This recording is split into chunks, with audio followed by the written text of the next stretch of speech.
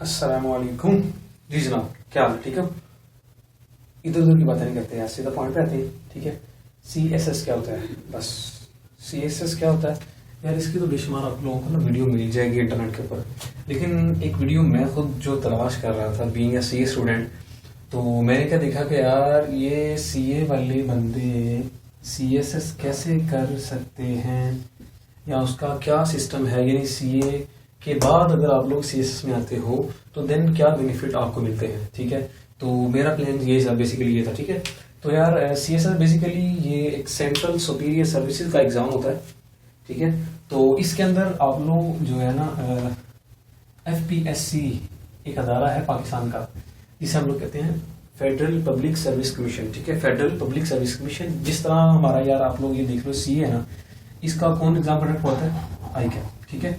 जिस तरह CA का ICAP अदारा कंडक्ट होता है, इसी तरह CSS का FPSC अदारा है जो कि वो एग्जाम कंडक्ट होता है। अब इसका मैं छोटा सा ना थोड़ा सा ओवरव्यू दे देता हूँ, आप लोगों को थोड़ा सा आइडिया हो जाए। आप लोग इससे एग्जाम इसके हर साल फरवरी के अंदर होते हैं। ठीक है। अभी जो एग्जाम होने हैं 22 के अंदर, 2022 के अंदर, तो वो 18 फरवरी से एग्जाम स्टार्ट होने वाले हैं। ठीक है।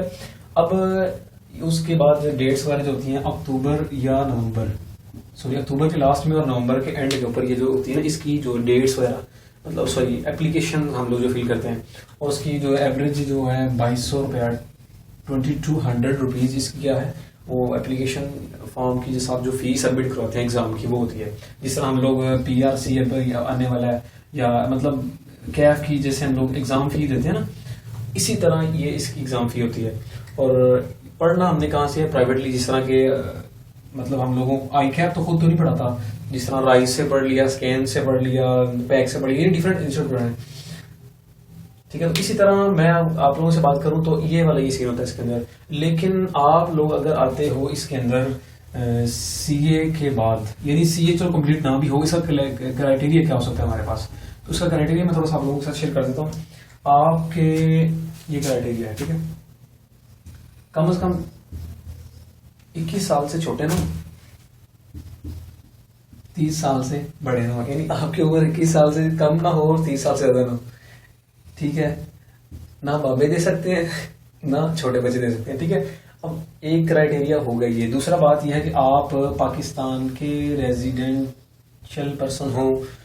अगर आपने कैफ 2 टेक्स्ट पढ़ा है तो आप लोगों को आइडिया हो जाएगा कि भी रेजिडेंट पर्सन कौन होता है। ठीक है। यानी पहला क्राइटेरिया 21 साल से छोटे ना हो, 30 साल से बड़े ना हो। दूसरा क्राइटेरिया पाकिस्तान का रिहायशी बंदा होना चाहिए। और दूसरी चीज उसके बाद फिर आ जाती है कि आप लोगों ने क्या करना है, ये तो रेस करो यार। ठीक है। अब कम से कम आपका BA BCom, यानी यार मैं इसको अगर सिंपल वर्ड में बोलूं तो आपका ग्रेजुएशन कंप्लीट होना चाहिए। यानी आपका बैचलर या ग्रेजुएशन अगर होगा तो आप जो है एलिजिबल होंगे। यानी मैं सिंपल कह रहा हूँ, अगर आपका प्लान शुरू से मैट्रिक के बाद जिस तरह आपका प्लान है, तो आपका अगर सिंपल BA BCom है, या अभी तो BCom ऑनर आ गया हुआ है, ठीक है, तो अगर आप लोगों का ये है कम से कम, तो आप लोग जो है एलिजिबल होंगे CSS में अपीयर होने के लिए। ठीक है। आप लोगों के लिए और भी बड़े ऑप्शन है। अगर आप लोग BS वगैरह करते हो, मैथ में करते हो, केमिस्ट्री में, फिजिक्स में, उसके बाद इंग्लिश में, यानी बेशुमार आपके पास ऑप्शन है। नहीं, आप जिसमें भी हो।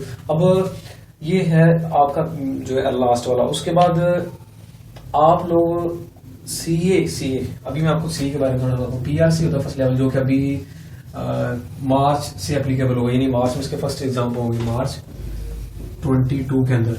अब उसके बाद कैफ लेवल है, पहले AFC होता था इसकी जगह पे। ठीक है। अब जो बच्चे, वैसे दुआ करो यार अल्लाह करे कैफ जो है एक ग्रेजुएशन के इक्वल कर देना, अगर 10 आ जाए, लेकिन दुआ ही कर सकते हैं हम लोग। अच्छा, अब कैफ वाले बच्चे, लेट्स सपोज अगर कैफ आपका इक्वल मतलब कैफ कर लिया हुआ है, तो यानी कैफ कर ली, जो भी आपका कैफ चल रहा है, जिस तरह चल रहा है, तो आप लोग अगर CSS में आना चाहते हो, then what should you do? आपको क्या करना चाहिए? यार मैं ना थोड़ा सा वैसे मुझे बड़ा मजा है, एक B लॉ का पेपर होता है कैफ के अंदर, जो कि पहले कैफ 3 में था, उसके अंदर 2 पोर्शन थे, C लॉ और मर्केंटाइल लॉ का। लेकिन अभी जो B लॉ है कैफ 4 है वो। ठीक है। अभी कैफ 4 का जो सब्जेक्ट है इसका same as it is mercantile law होता है CSS के अंदर, और ये 100 मार्क्स का पेपर होता है। अब ये 100 मार्क्स का पेपर है, तो आप खुद इमेजिन कर लो, सेम एज इट इज, यानी इसमें कोई डिफरेंस नहीं है। 90% सिलेबस कैफ 4 वाला जो भी कैफ हो रहा है बी लॉ, उसका 90% सिलेबस आपका एम लॉ।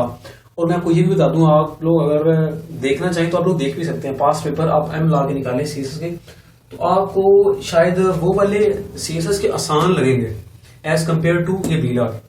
अब दूसरी चीज, उसके बाद एक पेपर है अकाउंटिंग का, अकाउंटिंग एंड ऑडिटिंग का पेपर, जो कि 200 मार्क्स का पेपर आता है किसके अंदर, सीएसएस के एग्जाम में। और हकीकत बात है, मैंने उसके अंदर 20 मार्क्स की वो सिंपल जनरल एंट्रीज होती हैं ट्रायल बैलेंस वाले, यार वो वाले मैंने क्वेश्चन देखे हैं सीएसएस के एग्जाम में, पेपर में, पास पेपर में, जो कि इसके आया है। इसका मतलब यार आसान, मैं आपको बताऊं, जो हमने कैफ के इंट्रो में FAR1 FAR2 में सारा पढ़ना है ना, उससे भी आसान, मतलब हमें बड़े हाई लेवल की इंट्रो पढ़ाई जाती है, अकाउंटिंग पढ़ाई जाती है, लेकिन इसमें जरा इस लेवल का नहीं है। और इसके बाद एक पेपर आता है बिजनेस एडमिनिस्ट्रेशन का पेपर है, ठीक है। अब ये वाले तो डायरेक्टली आपके आगे, बल्कि 300 मार्क्स का ये हो गया, जो आपको किस में फायदा देगा, सीएसएस के अंदर फायदा देगा। अब बिजनेस एडमिनिस्ट्रेशन का ये है कि आपका कुछ अपने बिजनेस कम्युनिकेशन AFC में अगर पढ़ा होता, और उसके बाद इंट्रोडक्शन टू बिजनेस है, उसका भी थोड़ा बहुत एरिया है। उसके बाद कॉस्ट एंड मैनेजमेंट अकाउंटिंग का जो है, आप डिसीजन मेकिंग में आते हो, और इन्वेंट्री मैनेजमेंट है, और मतलब इस तरह के काफी ज्यादा कुछ टॉपिक्स ऐसे हैं जो कि इसके अंदर उन्होंने ऐड किए हुए हैं। और ओवरऑल अगर मैं बताऊं तो काफी ज्यादा आपको सपोर्ट हेल्प देता है बिजनेस एडमिनिस्ट्रेशन। अगर आप KF वगैरह आपने तो कम से कम किया हुआ है, तो ये भी 100 मार्क्स का पेपर है, ठीक है। तो यहां से आपके आगे 400, और ये ऐसे 3 सब्जेक्ट्स हैं, आपको ये बहुत हाई सिक्योर, यानी इनमें से बड़े अच्छे नंबर आ सकते हैं अगर आप लोगों की थोड़ी सी ग्रिप है, ठीक है। और उसके बाद आपका, मैं आपको बता दूं, कंपलसरी सब्जेक्ट्स होते हैं 600 मार्क्स के। अब ये जो 600 मार्क्स के कंपलसरी सब्जेक्ट्स हैं, ये टोटल मैं आपको बता देता हूं कौन कौन से हो सकते हैं। एक होता है करंट, सॉरी यार मैं लिखना नहीं, मैं बोल देता हूं, करंट अफेयर, ठीक है। उसके बाद पाकिस्तान अफेयर, और तीसरा आता है इस्लामियात, और उसके बाद 300 मार्क्स यहां से आगे। उसके बाद इंग्लिश प्रेसी और इंग्लिश क्या बोलते हैं उसको यार, इंग्लिश प्रेसी और इंग्लिश का ऐसे आता है 100 मार्क्स का। 100 मार्क्स का इंग्लिश ऐसे है, 100 मार्क्स की प्रेसी है, जो आप लोगों ने इवन BCom BA वगैरह में पढ़ी होती है। तो 100 मार्क्स की प्रेसी, 100 मार्क्स का इंग्लिश ऐसे आ गया। उसके बाद 300 मार्क्स का आपका करंट अफेयर, पाकिस्तान अफेयर, और साथ में इस्लामियात। ये आपका हो गया कितने मार्क्स का, 2 3 4, अब 500 नंबर हो गया, ठीक है। अब 100 मार्क्स का आता है जनरल साइंस एंड एबिलिटी। ये 600 मार्क्स आपके कंपलसरी हैं, आप जिस भी बैकग्राउंड से हो आपको ये 600 मार्क्स के पेपर, ये सब्जेक्ट्स पढ़ने पड़ेंगे। तो यहाँ से मोस्टली जो स्टूडेंट्स लोग मार्क आते हैं, तो जनरल साइंस एंड एबिलिटी का 100 मार्क्स का पेपर है। उसके अंदर मैं आपको बता दूं, जो आप लोगों ने 9th 10th में फिजिक्स, केमिस्ट्री, बायोलॉजी वगैरह पढ़ी होती है, यार मोस्टली वही वाला है। मैं इवन अभी कुछ दिन पहले ना 9th का मैं देख रहा था, उसका मैंने पेपर बनाना था। अब उसके अंदर जो आपने चैप्टर 4 में, काफी वैसे पुराना, मुझे 2015 से पहले का मैटर है, 2015 में मैटर था। अब वहां से मैं आपको बताऊं, ये जो सेल का आपने पढ़ा होगा, अगर आपका मेडिकल का थोड़ा सा बैकग्राउंड है, तो यानी मोस्टली चीजें जो आपने मैट्रिक में पढ़ी हैं, तो वो वाली आपकी जनरल साइंस एंड एबिलिटी में, यानी 600 मार्क्स आपका ये है। 600 + 400 आपका 1000 ये आ जाएगा, ठीक है। अब उसके बाद आपका बचता है 200, यानी आपके टोटल 1200 मार्क्स होते हैं रिटर्न के अंदर। हाँ यार, एक चीज तो मैंने आपको बताई नहीं, चलो वो भी साथ साथ बता देते हैं। अच्छा, ये थोड़ा सा मैंने आपको ना इसको रेस कर दूं, ताकि व्हाइट बोर्ड थोड़ा छोटा है ना यार, मैनेज कर लीजिएगा। अच्छा जी, अच्छा ना, ये जो CSS का एग्जाम होता है, इसकी 4 मेथड, मतलब मेथड्स नहीं, 4 वो होते हैं यार, बताता हूँ आपको। पहला रिटन, ठीक है, और दूसरा फिर आ जाता है रिटन के बाद आपका आता है मेडिकल टेस्ट, ठीक है। मेडिकल टेस्ट आता है, फिर उसके बाद आता है साइकोलॉजिकल टेस्ट आपका। खाई जरा बुरी है, टाइम थोड़ा है, ठीक है। अभी उसके बाद हमारा वॉइस ओवर, यानी आप, अच्छा, अब रिटर्न में आपका ये 1200 मार्क्स का आता है, जो मैंने अभी आपको उधर से बताया। 1200 नंबर का ये होता है मेडिकल टेस्ट। वैसे ये इतना टफ नहीं होता, बस वो चेक करना चाहते हैं कि ये तो नहीं है कि हम लोग इसको यार भर्ती कर लें और ये बंदा मर जाए बेचारा, ठीक है, मतलब इसको कोई सीरियस बीमारी तो नहीं है, तो वो इसलिए चेक करते हैं। अगर वो थोड़ा बहुत इशू हो भी तो क्या होता है कि वो थोड़ा सा टाइम देते हैं कि आपको कोई दवाई शवाई लो, जरा ठीक है, अपनी केयर करो तो ये इजीली हो जाता है। उसके बाद ये साइकोलॉजिकल टेस्ट और वॉइस ऑफ है, ये सारी बलाएं बड़ी, लेकिन ये कि ये भी होता है, हो जाता है, बंदे ही करते हैं यार, कोई दुनिया की वक्री मखलूक तो नहीं जो ये सीएसएस करती है, हम में से एक होते हैं। ठीक है, तो 1200 आपके आ जाएंगे रिटर्न का पेपर होता है और 300 मार्क्स का आपका ये होता है। तो ओवरऑल अगर मैं आपको बता सकूं तो आपका ये 1500 नंबर का पेपर होता है। ठीक है, जो हाईएस्ट सिक्योर करते हैं यार वही बंदे। अच्छा, अब ये 1200 नंबर का पेपर है, आपका जो पासिंग होता है ना, पासिंग मार्क्स लेने आपने वो 600 लेने होते हैं। ठीक है, 600 आपका पासिंग, यानी 1200 को नंबर का अगर आप लोग पेपर देते हो, 600 नंबर लेते हो तो आप लोग पास हो सकते हो। अब थोड़ा सा मैं आपको ना एक हिंट देता हूँ, हमारे सीए में क्या होता है कि 50% अगर आप लोगों के मार्क्स हैं किसी भी सब्जेक्ट में तो आप पास हो, लेकिन इसमें ऐसा नहीं है। अगर आप लोगों के यार जगह जगह कम पड़ गया, खाना खराब का। अच्छा तुम इधर देखो,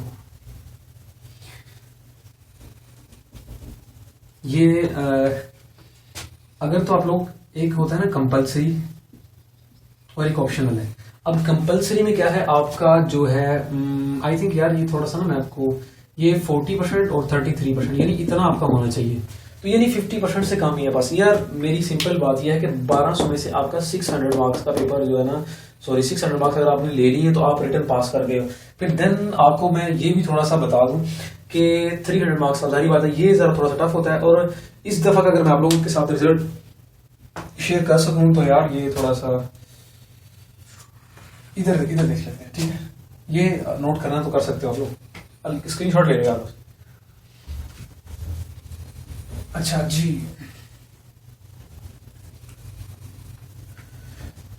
अभी वो ना कुछ स्टैटिस्टिक्स मैं शेयर करता हूँ आप लोगों के साथ, जो है ना इसका जो रिजल्ट मैं आप लोगों के साथ शेयर करने लगा हूँ।